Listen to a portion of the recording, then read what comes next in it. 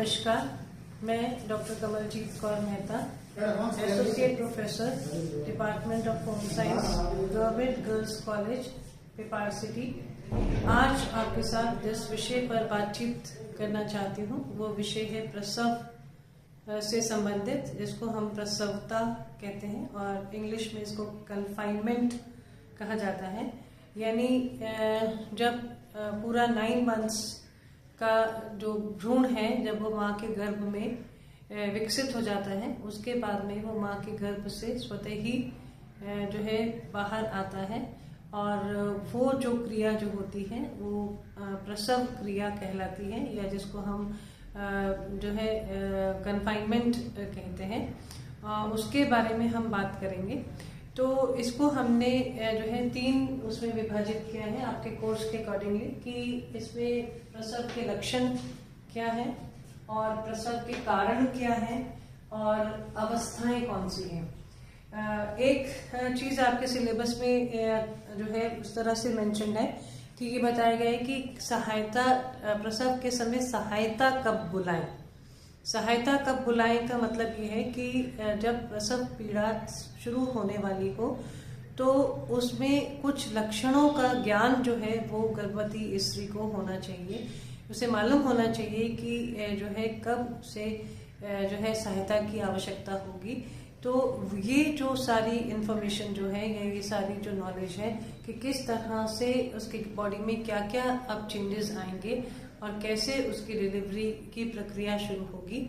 इसके बारे में उसको जानना, उसको इसकी इंफॉर्मेशन होना, इसके बारे में अवगत रहना जो है ये बहुत ही आवश्यक है। तो इसी के बारे में हम बात करेंगे। तो सबसे पहले जो है, जैसे कि आप जानते हैं कि गर्भावस्था जो है ये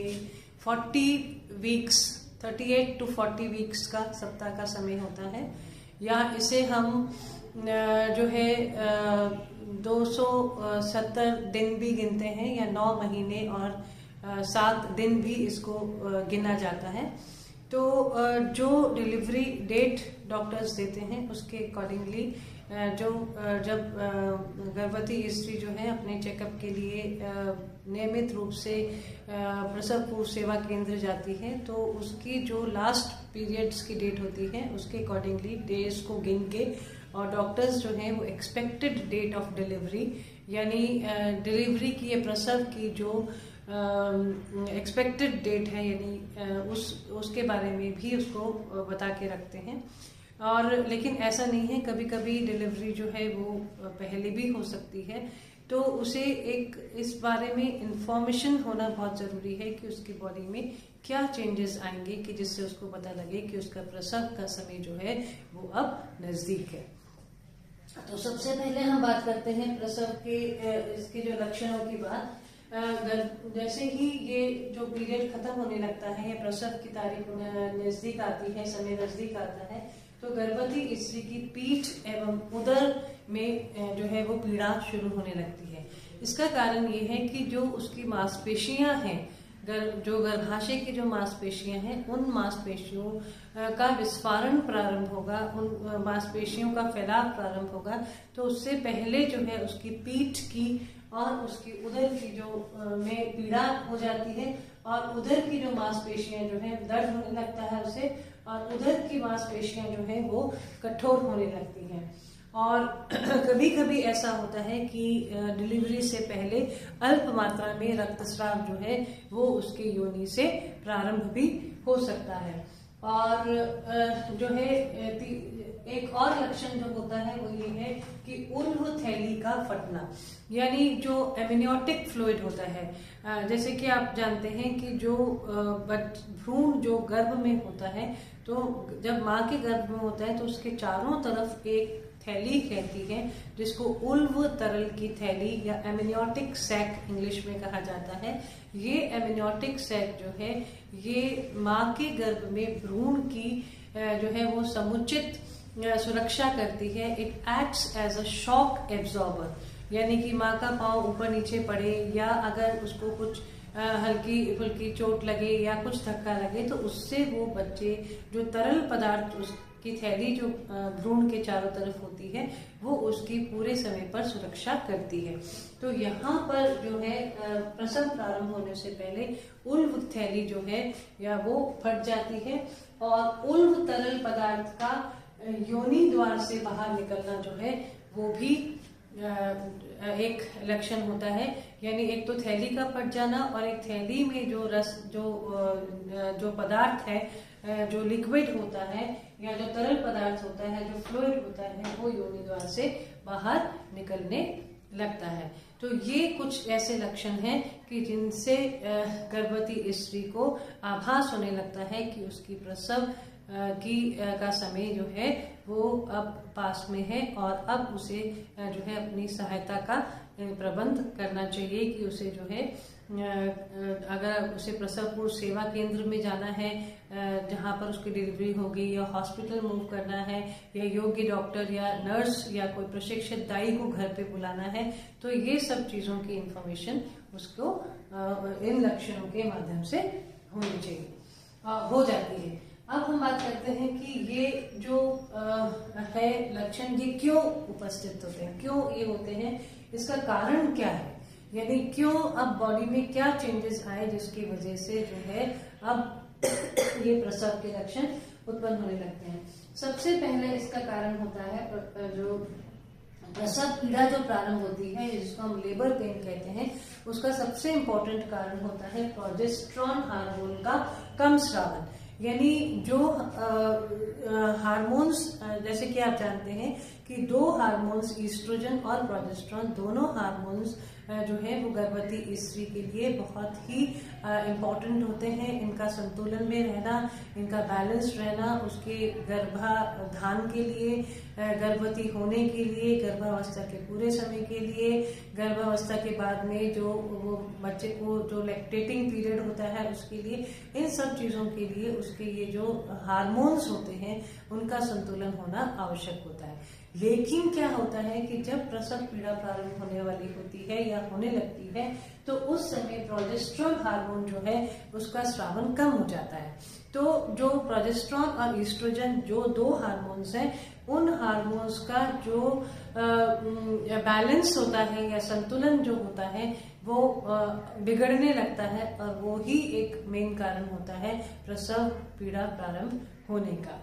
उसके बाद में दूसरा कारण जो है वो है गर्भस्थ शिशु का बढ़ता हुआ भार। यानी गर्भस्थ शिशु का भार इतना बढ़ जाता है कि उसकी जो माँ का जो पूरा जो उदर गुहा या एब्डोमिनल कैविटी होती है उसमें ये पूरी तरह से फैल जाता है और इसका जो तनाव होता है, गर्भाशय का जो तनाव होता है या जो प्रेशर होता है वो बढ़ने लगता है और वो भी एक कारण होता है प्रसव क्रिया जो है वो प्रारंभ होने का। इसके अलावा जो पेशीय संकुचन होता है, यानी जो नॉर्मल डिलीवरी होती है उस नॉर्मल डिलीवरी में बच्चा जो है वो माँ के योनि द्वार से बाहर आता है, तो वहाँ की जो पेशियां होती हैं, वहाँ की जो मसल्स होती हैं, उन मसल्स में संकुचन होना, यानी संकुचन और विस्फारण, डायलेशन और कंट्रैक्शन, वो सिकुड़ती हैं और फैलती हैं और यही जो सिकुड़ना और फैलना जो है ये माँ के लिए जो है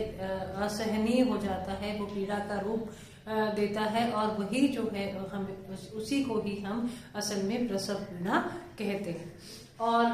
फिर जो है एक और कारण जिसको हम भौतिक अड़चन, अच्छा इसमें पेशीय जो संकुचन होता है इसमें 3 तरह की पेशियां जो है वो काम करती हैं। एक तो ऊपर के भाग की पेशियां, यानी जो उसकी जो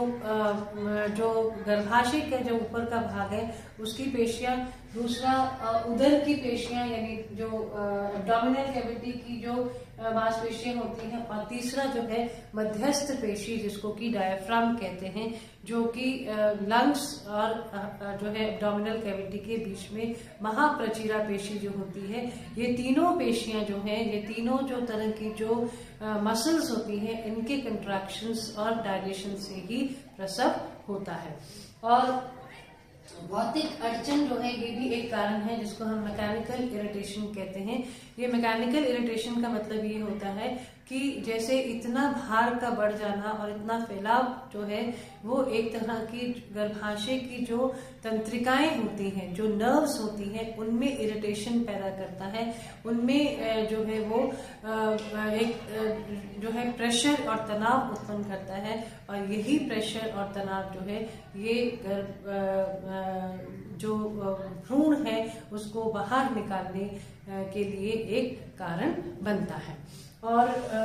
जो है इसके बाद में हम आते हैं इसकी जो अवस्थाएं हैं, यानी प्रसव की जो अवस्थाएं होती हैं, मेन इसकी 3 अवस्थाएं हैं। और ये जो अवस्थाएं होती हैं इनमें जो डिफरेंस जो फर्स्ट डिलीवरी और जो उसके बाद में कॉन्सिक्वेंट डिलीवरी होती है। फर्स्ट डिलीवरी यानी स्त्री का पहला प्रसव और फिर उसके बाद में दूसरा, तीसरा, चौथा जो भी प्रसव है उनमें इनका जो समय अवधि होती है वो चेंज हो जाती है। जैसे जो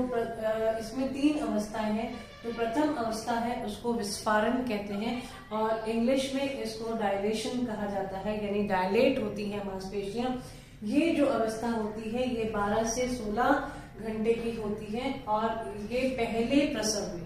और आगे जो कॉन्सिक्वेंट जो डिलीवरीज होती हैं यानी इनके बाद की जो डिलीवरीज होती हैं उसमें इसका जो समय होता है इस अवस्था का वो कम हो जाता है और तीव्र संकुचन होने लगता है। जो मांसपेशियां हैं उसमें बहुत तेज संकुचन होता है, बहुत पेन होती है, लेकिन भ्रूण के या शिशु के नीचे खिसकने की जो गति होती है वो मंद होती है। यानी ये जो प्रथम अवस्था जो होती है जो कि विस्फारण की अवस्था है जिसमें मांसपेशियां जो है वो सिकुड़ती और फैलती हैं, ये जो है ये सबसे बड़ी अवस्था होती है और ये फर्स्ट डिलीवरी में सबसे ज्यादा समय लगता है। और सेकेंड जो अवस्था होती है जिसको हम निष्कासन कहते हैं या जिसको एक्सपल्शन कहा जाता है, ये इसमें सिर्फ आधे से 1 घंटे का ही समय लगता है। इसमें ये जो अवस्था होती है इसमें जो मांसपेशीय संकुचन से ग्रीवामुख जो होता है गर्भवती स्त्री की योनि का जो ग्रीवामुख जिसको हम सर्विक्स कहते हैं वो पूरी तरह से जो है विस्फारित हो जाता है और जो है संकुचन के साथ में यानी सिर जो है वो पहले एक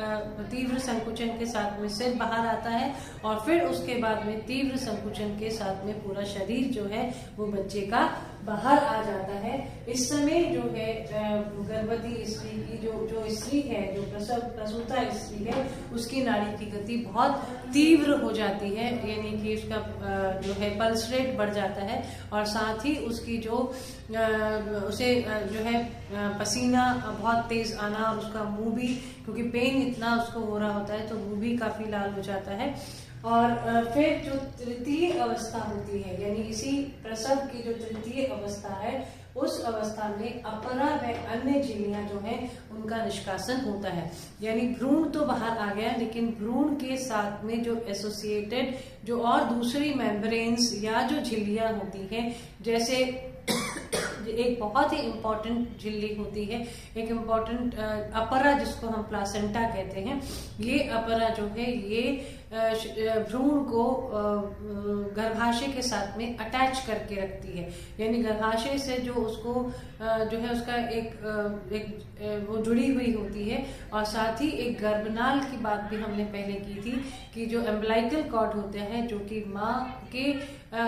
एम्ब्लाइकल से और जो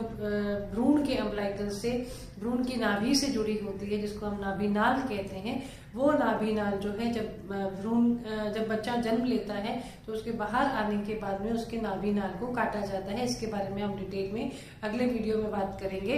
तो और जो बाकी बची हुई जो नाभिनाल जो होती है या जो नाभि रज्जा जिसको हम कहते हैं और साथ ही जो और भी एसोसिएटेड जो झिल्लियां होती हैं या एमेनिटिक सैक जो अभी हमने बात की ओल्व तरल की थैली की, तो वो जो थैली जब फट जाती है तो उसकी भी थैली की जो मेम्ब्रेन्स है ये जो झिल्लियां हैं वो सब जो है वो तृतीय अवस्था में बाहर आती हैं। और ये जो क्या होता है कि जो गर्भाशय में संकुचन अभी तक चल रहा था, शिशु के जन्म के बाद में भी 15 से 20 मिनट ये गर्भाशय संकुचन अभी और चलता है। और जो है इस संकुचन के समय और जैसे ही शिशु बाहर आ जाता है, यानी शिशु जो है डिलीवर हो जाता है, तो उसके बाद में गर्भाशय का आकार जो है वो छोटा हो जाता है और गर्भाशय जो है वो गेंद की तरह से कठोर होता है। और इसी 15-20 मिनट के अंदर अंदर ये सारी जो अपरा और जो अन्य झिल्लियां जो है प्लासेंटा, ये बाहर आ जाती हैं। और 500 मिलीलीटर जो है कैसे बाहर आती हैं? 500 मिलीलीटर जो रक्त है वो फव्वारे के समान जो है बाहर निकलता है और उसके साथ में ही अपरा, नाभिनाल और अन्य पदार्थ बाहर आ जाते हैं। तो ये है जो है प्रसव की 3 अवस्थाएं, first stage, second stage, third stage, है ना, जिसमें एक में विस्फारण है, दूसरे में निष्कासन है, शिशु का निष्कासन है, और तीसरे में अपरा व अन्य झिल्लियों का निष्कासन हो जाता है। और अब हम बात करते हैं प्रसव के प्रकार की। प्रसव के जो है वो मेन 3 प्रकार हैं। जो डिलीवरी के जो टाइप्स होते हैं वो 3 टाइप्स हैं। एक है सामान्य प्रसव, दूसरा है जिसको हम नॉर्मल डिलीवरी या नेचुरल डिलीवरी कहते हैं, और सेकंड जो है वो है उपकरण की सहायता से प्रसव, जिसको नॉर्मली फॉर्सेप डिलीवरी कहा जाता है, और तीसरा जो होता है वो है शल्य क्रिया द्वारा, या जिसको हम कहते हैं कि ऑपरेशन से डिलीवरी होना, या जिसको इंग्लिश में सीजर सेक्शन या सिजेरियन डिलीवरी कहा जाता है। अब ये डिलीवरी किस तरह से होगी किसी स्त्री की, ये उसकी जो पूरा जो डेवलपमेंट होता है, जो प्री नेटल डेवलपमेंट, यानी जो प्री नेटल मीन्स जो यहाँ पे पूरी जो गर्भावस्था में जो उसके गर्भ जो भ्रूण विकसित होता है, उसकी बॉडी में क्या क्या चेंजेस आते हैं, उसकी बॉडी, उसको किसी तरह की कोई प्रॉब्लम तो नहीं है, उसको कोई टॉक्सीमियाज तो नहीं है, उसको कहीं हैबिचुअल अबॉर्शन की प्रॉब्लम तो नहीं रही है, या कुछ और इस तरह के, जैसे अगर कोई जो है रक्त में असमानता तो नहीं है, जैसे कोई RH फैक्टर की प्रॉब्लम तो नहीं है। तो ऐसे बहुत सारे ऐसे फैक्टर्स होते हैं जिन पर ये निर्धारित करता है कि जो है वो डिलीवरी जो है उसकी कैसी होगी। और ये जो डिलीवरी जो है नॉर्मली जो है इसका पता 7वें से 8वें महीने के बीच में डॉक्टर जो है वो गर्भवती स्त्री को एक तरह से अवगत करा देते हैं। अगर ज्यादा कॉम्प्लिकेशन होने की संभावना होती है तो पहले से ही डिसाइड हो जाता है कि ये जो है वो फोर्सेप डिलीवरी होगी, सॉरी सिजेरियन डिलीवरी होगी। और जो नॉर्मल डिलीवरी होती है उसमें जैसे मैंने आपको बताया कि नॉर्मल डिलीवरी, ये सब नॉर्मल डिलीवरी की अवस्थाएं हैं। और अगर बच्चा जो है उसका साइज नॉर्मल है, अगर जो है उसका आकार नॉर्मल है, गर्भवती स्त्री का जो रिप्रोडक्टिव जो ऑर्गन्स हैं, यानी कि उसकी जो ग्रीवा और उसकी वो सब चीज़ें अगर बिल्कुल नॉर्मल है, किसी तरह की और कोई समस्या नहीं है, तो डिलीवरी जो है वो नॉर्मल होती है। और नॉर्मल डिलीवरी में मैंने आपको जैसे 3 स्टेजेस बताई, इसके थ्रू जो है भ्रूण जो है वो माँ के, शिशु जो है वो माँ के शरीर से योनि द्वार से बाहर आता है। जब योनि द्वार से शिशु बाहर आता है तो उसे सामान्य प्रसव या नॉर्मल डिलीवरी कहते हैं। और सेकंड टाइप की जो डिलीवरी है, जिसको कि उपकरण की सहायता या फॉर्सेप की मदद से डिलीवरी होना, इसका फॉर्सेप जो है ये एक ऐसा उपकरण होता है जैसे चिमटा होता है, तो कुछ इस तरह का चौड़ा सा वो रहता है और इसमें उपकरण रहता है। ये इसका प्रयोग तब किया जाता है यदि शिशु का जो आकार है वो माँ के जो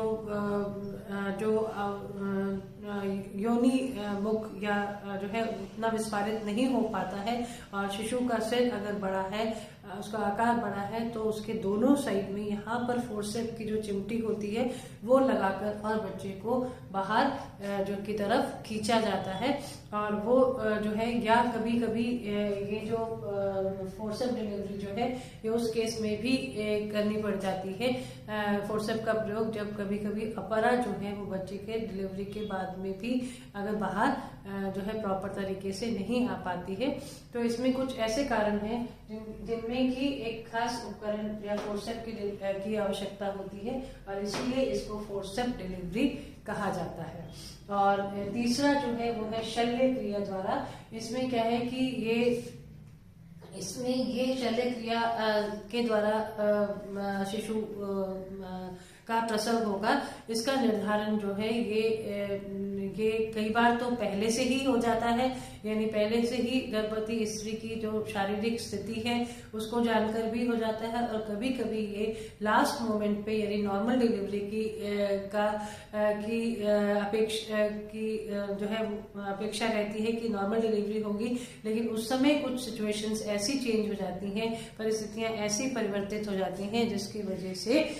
जो है ये सीजर डिलीवरी या ऑपरेशन के द्वारा शल्य चिकित्सा द्वारा डिलीवरी करने की आवश्यकता पड़ जाती है। अब इसमें ये शल्य क्रिया द्वारा, जिसको हम सिजेरियन सेक्शन कहते हैं, ये सिचुएशन कब हो सकती है? एक तो यदि माता कुपोषित हो, यानी पूरे टाइम पर अगर माँ जो है वो पूरी तरह से जो है वो उसको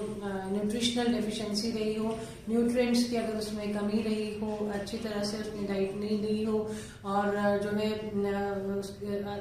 बहुत ही ज्यादा कमजोर हो, उस केस में फिर कभी कभी क्या होता है कि शिशु की स्थिति जो है वो ब्रीच प्रेजेंटेशन होती है। ब्रीच प्रेजेंटेशन का मतलब होता है दो तरह के मेन प्रेजेंटेशंस होते हैं, एक होता है सिफेलिक प्रेजेंटेशन, एक होता है ब्रीच प्रेजेंटेशन। सिफेलिक प्रेजेंटेशन का मतलब ये होता है कि बच्चा जो है वो सिर से पैदा होता है, यानी सिर पहले शरीर माँ के शरीर से बाहर आता है और बाद में उसका बाकी का शरीर आता है। लेकिन जो ये ब्रीच प्रेजेंटेशन होती है इसमें बच्चा की उल्टी स्थिति होती है, यानी उसके पैर पहले बाहर आते हैं और सिर जो है वो बाहर बाद में आता है। तो ऐसी स्थिति अगर लगे बच्चा है जो है जिसमें कि बच्चा ऐसी स्थिति में, क्योंकि उसको जो है उसका प्रेजेंटेशन मुश्किल हो जाता है उसको बाहर आना, तो ऐसी स्थिति में जो है सर्जरी करने की आवश्यकता होती है। यानी कहने का मतलब ये है कि 7वें महीने के बाद में नॉर्मली बच्चा जो है गर्भ में उल्टा हो जाता है, यानी सिर नीचे हो जाता है। लेकिन अगर ये स्थिति ना हो तो उस केस में जो है ये सीजेरियन डिलीवरी करनी पड़ सकती है। और या शिशु की स्थिति आड़ी हो, यानी कि वो गर्भ में टेढ़ा हो, ना तो उल्टा है और ना सीधा है, टेढ़ी स्थिति हो, तो भी जो है सीजेरियन करना पड़ सकता है। या गर्भवती स्त्री के शरीर में के गर्भाशय में कोई और ट्यूमर भी हो, इसी तरह की कोई गांठ हो, वो भी एक कारण होता है। और इसके अलावा गर्भवती अगर किसी तरह के किसी गंभीर रोग से पीड़ित है तो भी उसको जो है ये सिजेरियन डिलीवरी करने की आवश्यकता पड़ सकती है। तो और कभी कभी ऐसा होता है कि जब नॉर्मल डिलीवरी एक्सपेक्ट कर रहे होते हैं, लेकिन उस समय जो है उस समय उसके जो गर्भनाल जो है माँ और शिशु को जो जोड़ती है, वो गर्भनाल कई बार गले में जो है या शरीर में के चारों तरफ लिपटने लगती है, और वो भी एक कारण होता है। कभी कभी ऑक्सीजन, ऐसा लगता है कि ऑक्सीजन की कमी होने लगी है भ्रूण के लिए, तो ऐसी स्थिति में इमरजेंसी में ऑपरेशन करके और जो है बच्चे को सुरक्षित बाहर निकालने का प्रयास किया जाता है। तो ये सारी जो मैंने आपको जो ये इंफॉर्मेशन दी, ये सब आपके कोर्स में जो है वो इस तरह से बताया गया है, एग्जैक्टली शब्द इस तरह से बताए गए हैं कि सहायता कब बुलाएं, यानी कि कब आप जो है प्रसव के समय के लिए कब सहायता की आवश्यकता पड़ सकती है, तो जो है और उसके प्रसव कितने प्रकार के हैं इसके बारे में, तो ये सभी इंफॉर्मेशन मैंने आपको इसके अंतर्गत दी। अब इसके बाद में जो नेक्स्ट जो हमारे वीडियोस होंगे उसमें हम जो है प्रसवता की और बात करेंगे, प्रसूति काल की बात करेंगे कि गर्भवती जो प्रसव जब हो गया है या प्रीपेरियम पीरियड जो है उसमें माँ की कैसे देखभाल की जाती है और तत्कालिक देखभाल किस किस तरह की तत्कालिक देखभाल की आवश्यकता होती है, और उसके बाद में जो उसका लाइंग इन पीरियड जो 40 डेज का जो हम पीरियड मानते हैं, 40 दिन का जो प्रसव के बाद का समय, वो बहुत इम्पोर्टेंट है। जैसे कि आप सब जानते हैं उसमें किस तरह की उसे आवश्यकताएं होती हैं, किस तरह की केयर होती है, इसके बारे में हम नेक्स्ट वीडियो में करेंगे। धन्यवाद।